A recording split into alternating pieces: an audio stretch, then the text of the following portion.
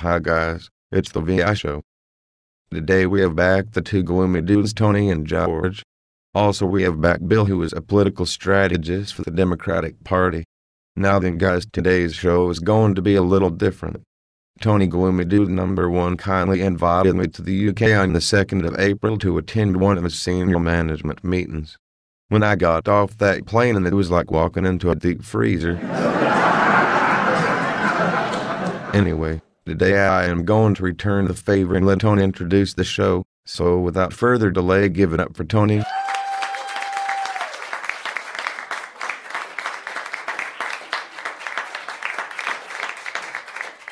Thank you. Okay, roll the introduction. Listen to this. Mortgages, cars, consumer shite. Government spending all through the night. Pensions and healthcare and welfare rights. Education wars to fight. Ooh, I love a good war to fight. Run up a deficit, ignore the facts. Blame someone else, put up tax. I can't deny we had a crack, but now we gotta pay it back. You know what you are. You're dead bomb, dead bomb. You're a dead bomb. The addiction to credit just goes on and on. Okay, before VI says anything, I know gold has crashed, and yes, I did not expect it to fall this far. Man, gold has gone into the basement. Have a look at this.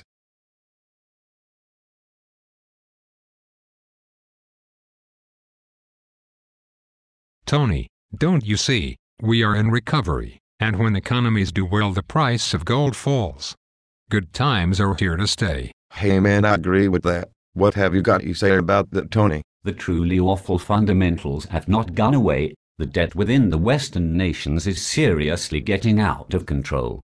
If I thought for 1 minute that the Western governments were serious about balancing the budget, I would sell my gold in a heartbeat. Come on, Tony, admit it. You've made a loss on gold.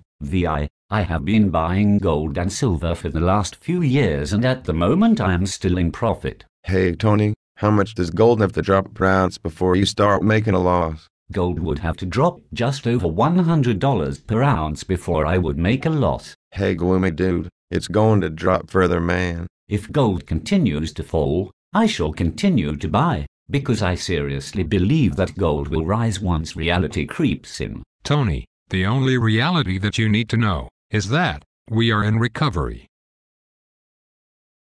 Hey, George, are you catching flies?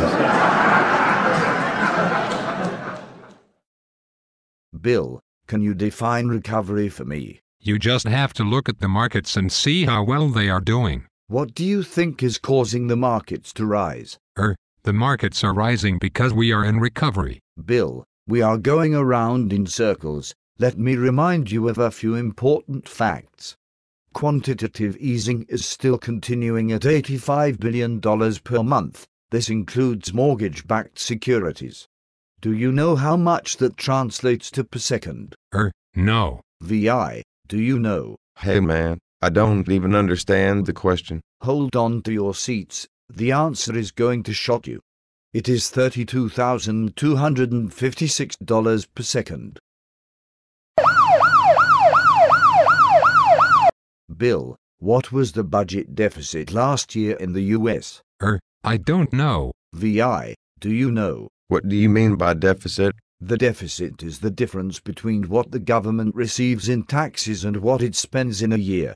The budget deficit was $1.2 trillion. That translates to an increase of debt by $37,948 per second. Bill, do you know what the debt ceiling is for the US? Yes, it is $16.4 trillion. Do you know what the US debt currently stands at? I guess we are getting close to it. No good guessing, Bill. We have actually passed the debt ceiling and we currently owe $16.7 trillion. And Bill, that excludes unfunded liabilities. Did you know that the debt ceiling issue was supposed to be dealt with in March of this year? Then it was delayed to May the 18th and now it has been delayed until June. Debt bomb, you're a debt bomb. Bubbles, oh, you'll turn me on. VI, I don't think you are taking this seriously. Hey man, you've played that song so many times. It's catchy. VI, if you really want a good laugh, have a look at this.